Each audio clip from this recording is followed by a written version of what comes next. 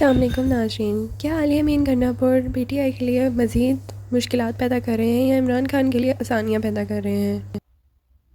Senator Ali Zafar रहनुमा पाकिस्तान तहरीक इंसाफ, उनका ये कहना है कि वो उनकी इमरान खान से मुलाकात हुई है। इमरान खान का एक ही मौक़िफ़ है कि मैं अपनी कौम के, अपने मुल्क के लिए सारी कुर्बानियाँ दे रहा हूँ। मैं जितनी भी मुश्किलात सह रहा हूँ सिर्फ़ अपनी कौम के लिए सह रहा हूँ।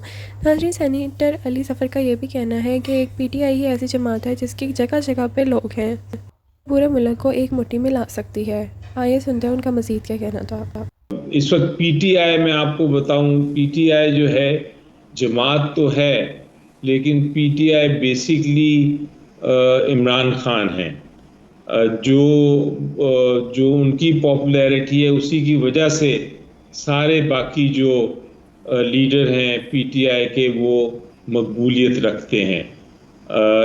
वो एक तरह से फ्लो करती है मकबूलियत इमरान खान से बाकी लीडर्स के। तो बाकी लीडर्स जो मर्जी कहते रहें, अगर आपस में कोई ऐसी कोई बात करता है वो उसको मैं इतनी अहमियत नहीं देता। मैं हमेशा अहमियत देता हूँ जो इमरान खान साहब कहते हैं। मेरी उनसे कल ही मुलाकात हुई है और उन्होंने बड़ा वाज़ेह तौर पे कहा है, यही जो मैं रिपीट कर रहा हूँ कि मेरे लिए पूरा पाकिस्तान के लिए मैं लड़ रहा हूँ, पूरे पाकिस्तान के हकूक़ के लिए लड़ रहा हूँ और मुझे कोई ठीक है। किसी किस्म ठीक की ठीक है। तरफ पे तरजीह नहीं है कि मैं किसी को सपोर्ट करूं या किसी के अगेंस्ट हूं। जिसको मैं समझता हूं कि वाकई ही फेडरल नेचर की है, यानी कि उसकी जो रिप्रेजेंटेशन है, उसकी जो मकबूलियत है, उसके जो वोटर्स हैं, उसके जो मेंबर्स हैं, वो पूरे पाकिस्तान में बलूचिस्तान, सिंध, केपीके, पंजाब, हर जगह वो मौजूद हैं। और यही एक पार्टी है जो कि पाकिस्तान को एक यूनाइटेड तरीके से, एक मुत्तहिद तरीके से, एक पाकिस्तान के इत्तेहाद की निशानी बन के आगे ले जा सकता है। तो ये इसमें कोई शक नहीं है कि किसी किस्म की अगर किसी तरफ से कोशिश हो रही है कि इसको ऐसा दिखाया जाए कि ये कोई पर्टिकुलर रीजन की पार्टी है, कोई ख़ास कल्चर की पार्टी है, कोई ख़ास सोसाइटी की पार्टी है, कोई ख़ास नज़रिए की पार्टी है, तो मेरा ख्याल है ये बिल्कुल गलत होगा।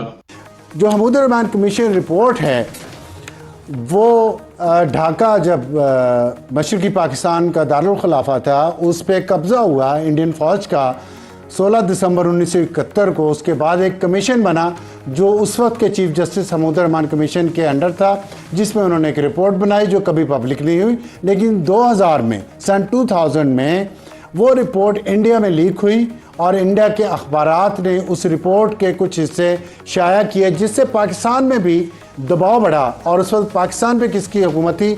जनरल परवेज़ मुशर्रफ का माशाअल्लाह। और उस दौरान यहाँ पे हुकूमत पे दबाव बढ़ा कि यहाँ भी वो रिपोर्ट रिलीज़ की जाए, और वो रिपोर्ट रिलीज़ हुई जो पाकिस्तान के अखबारात में शाया हुई। उस वक्त टीवी चैनल्स नहीं होते थे। तमाम कौम को पता चला कि उस रिपोर्ट में क्या क्या था, उस मशरक़ी पाकिस्तान बांग्लादेश कैसे बना।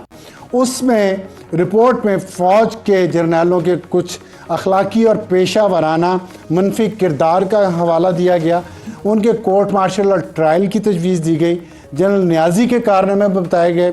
जनरल न्याजी क्या क्या स्मगलिंग करते रहे इसमें था। सिविल एडमिनिस्ट्रेशन को काम नहीं करने दिया गया। और उम्मीद ये थी उस रिपोर्ट को पब्लिश करने से कि कौम और फ़ौज और ब्यूरोक्रेसी उससे सबक सीखेगी, सियासतदान भी सबक सीखेंगे। लेकिन सबक कैसे सीखा गया मैं आपको बताता हूँ। 2000 में रिपोर्ट आई और 2002 में जनरल परवेज़ मुशर्रफ, जो कि एक मार्शल लॉ डिक्टेटर थे और जिन और ज़िया खान भी एक डिक्टेटर थे जिनके दौर में सब कुछ हुआ,